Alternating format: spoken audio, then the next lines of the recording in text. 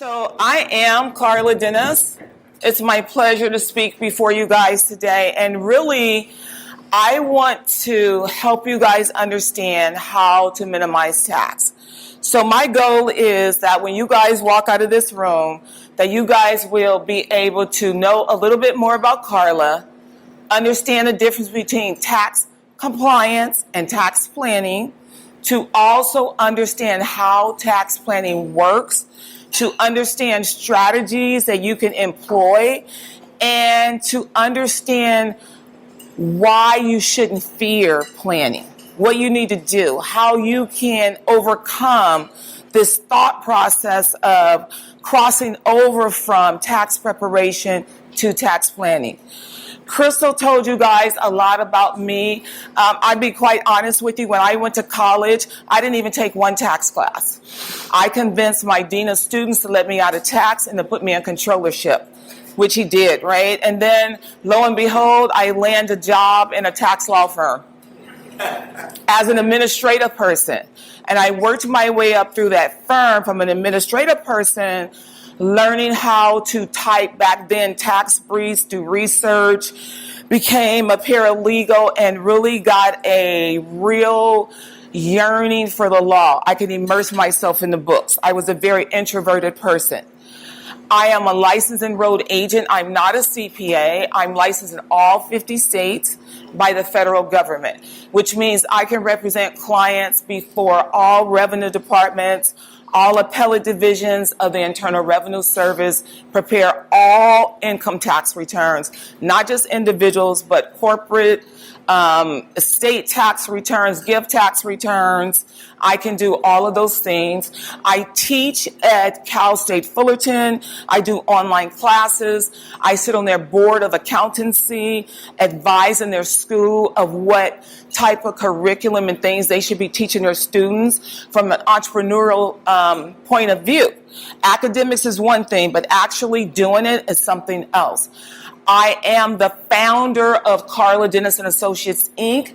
I have turned the reins over to my son. My oldest son is now the CEO of the company. As Crystal mentioned, I do have 4 sons, of which now all 4 of them work in the practice. I'm very proud of that because part of what I want to do is leave my sons a legacy. As a licensed professional, it's difficult oftentimes that we go to school, we become licensed, and we're able to leave that to our children because maybe they don't have that particular license. So I force my sons, you better get your licenses. So 3 down and 1 to go. I'm also a correspondent for KTLA News. I've had the opportunity to do that. So I will be coming on monthly with them, and that's just a blessing out of the hard work that I've done. But what's really important to me is this. I'm a mom of 4 sons. I have a wonderful husband, sometimes 5 sons, depending on which day it is with my husband, right? I'm a mom. But the thing I'm most proud of in this picture is my daughter. And notice I said daughter. Not my daughter-in-law, because I wanted to bring on a daughter. And I'm blessed to have her. She's married to my son, Carlton. We pray for her daily because she is married to our son, Carlton. But we're pleased to have her. And my oldest son, Kenneth, which is right here, he's getting ready to propose, so he'll be coming to see you. He's getting ready to propose to my next future daughter. So I'm excited about my family and what they're actually doing. I'm blessed to have these boys. They have taken my business to a level that I couldn't even imagine. And they chose to do it. It was not my choice to say, come work in that practice.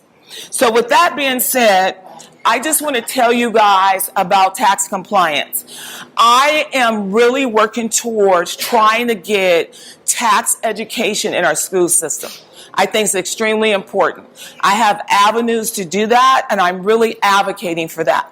Tax compliance is what we're doing right now. We're preparing for April 15th. We're going to go meet with our tax person. We're bringing in our documentation. We're stressed out. We're going, I got to get it together. Some of us are nauseated. Some of us don't have our stuff together. Some of us is going, I got to pay IRS again. Oh my gosh. You know, I love you, Karla, but I hate coming to you about taxes, right? It's like going to the dentist. You love the dentist, but when they pull that drill out, you're not really feeling the dentist, right?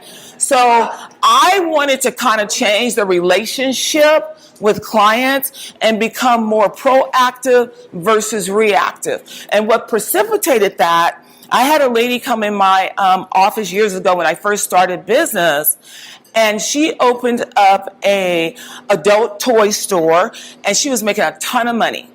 When I told her how much she owed in tax, she fainted in my office. 911, I'm not kidding. We had to call 911. I said, okay, something has to change. So I thought about it, and I said to myself, when I worked at that law firm, we did more proactive work. So I changed my business model, and I started doing tax planning. I started listening to the client, hearing what's important at their heart. As Crystal mentioned, she came into my office. I listened to what was important to her. Family was important to her, the things that she was doing. So if I were just to use myself as an analogy, what's important to me is my 4 sons, being able to leave a legacy for them, making sure that my husband and I are cared for. When I had my elderly parents, making sure I was able to provide for my elderly parents, give them assistance. How can I wrap all of that up and reduce my taxes legally? So at a young age, my children literally were put on payroll. That's a strategy that I utilized. I put them on payroll. I gave them a job to do. I did what we call shift income in a lower tax bracket. They had the pride of working. I had the pride of making sure they were working and the ability to fire them if needed, right? But they understood the value of a dollar. They were able to invest in their retirement accounts at a young age, take their money, pay for their private schooling, because private schooling is not a tax deduction. But I was able to get that as a tax deduction because I paid them wages. You guys follow? You take those wages, you go pay for your school bill. That's how you understand how to plan around your taxes. Is it legal to plan around your taxes? Absolutely.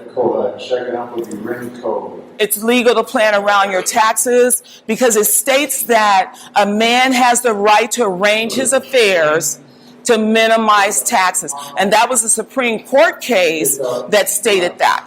So there's no rule that says you have to leave Uncle Sam a tip. Quite the contrary, right? So understanding how to do that. I heard somebody last week saying that they're going to be taking over their business and they're going to be buying out their brother out of their business. You can do that tax-free if structured properly. You can sell a portion of your business or all of it using a proper tax code and actually exclude up to $10 million if you know how to do it, know how to structure it properly. A lot of people don't realize that. So these are the types of things that I want you to think about. Retirement planning. When we had the individual up last week talking about financial planning, retirement planning, how can you structure your retirement to minimize your tax liability? What does that need to look like? Because right now, probably the majority of us are in our highest earning years, right? We're probably making more money in our higher earning years and getting ready to go down, if you will. I don't plan to go down because these boys better take care of their mama, right? But things like that, when my parents were still with me, they needed something to do. I put my parents on payroll. I needed to assist with their medical bills. They were on Social Security. I paid them enough, run my errands. They had the appropriate job descriptions. They appreciated earning their dollars. They're very proud of that. But I was able to accomplish a couple of things. I was able to get their costs covered. I looked like a good daughter. They were able to work, earn money, and I was reducing my income by doing so. All legally, all I's dotted, T's crossed. So when you think about your situation, and I know some of you in this room, I think about the person that has 3 daughters. Are those daughters on payroll? I think about the person that has 2 daughters. Are those daughters on payroll, shifting income off your return, minimizing your tax, teaching them how to save, allowing them to save for college, allowing them to start their own retirement plans? Some of you are taking care of your elderly parents. Are you financially taking care of them? Are you funding some of their medical expenses? If so, does it behoove you to pay them to do that? Reduce your tax bill? Maybe. Those are the types of things that we look at, the types of things that we vet out. One of my goals is to ensure that my children own property, right? So am I just going to give those kids property, or am I going to buy an investment home, use it as a write-off on my personal taxes, and gift it to them through my estate later on down the road? That's a tax play for me. So my only thing I want you guys to think about is, as you think about your life, when you go to a tax person, realize that all tax people are not created equal. So I'm going to use Dr. Mark, for example. When he speaks, I love listening to him because he talks about the education he goes out and gets. He talks about the training that he goes out and gets. He probably went to dentistry school, obviously, and got his dental license, but is he still that general dentist, or has he up-leveled his knowledge base through years and years of experience, education, teaching, and working with people? So when you deal with tax professionals, realize, am I dealing with someone who is going to prepare my tax return and do the actual forms, which my son Carrington can do like the back of his hand, and he's 19. How much experience does he really have? 2 years. Or am I dealing with somebody that can see a little bit further down the street, that can see that tooth pain coming, that knows your jaw needs to be aligned, that knows that prior dentist didn't do it quite right, but it's going to make you feel so comfortable that you're going to want to get it done, even though it might be a little painful. But I'm sure he gives great Novocaine, right? Unfortunately, I'm not licensed to give medication, but what I am licensed to do is reduce your tax bill and ease the pain. And I'm licensed to do that legally. So people that come to me, if you're coming to me to get your taxes done, happy to do your tax return. But I'm happier when I am planning with you first, reducing your tax bill, and helping you envision and live your dreams. I started this business on my kitchen table with no financial help. Like I'm sure all of you did, bootstrapped our businesses. Every dollar we make matters, and every dollar we keep matters even more, right? So my goal for all of you is just to educate you one client at a time so that you understand, don't fear IRS. Reducing your tax bill is your right. You should reduce your tax bill. Keep your cash in your pocket. Fund your dreams. Do it legally, do it the right way. There are people out there that do underhanded stuff. I can definitely say that, but I'll tell you, at Karla Dennis and Associates, it's not going to happen. We have a federal license. If we lose that license, you can't even get a state license. So I hold that license in very high regard. With that being said, I am Karla Dennis, and my motto is, I believe you should pay your fair share of tax. I do not believe you should leave Uncle Sam a tip. My question for you is, how much are you tipping Uncle Sam? And with that, I'll open it up for any questions that you may have. So I saw a mention of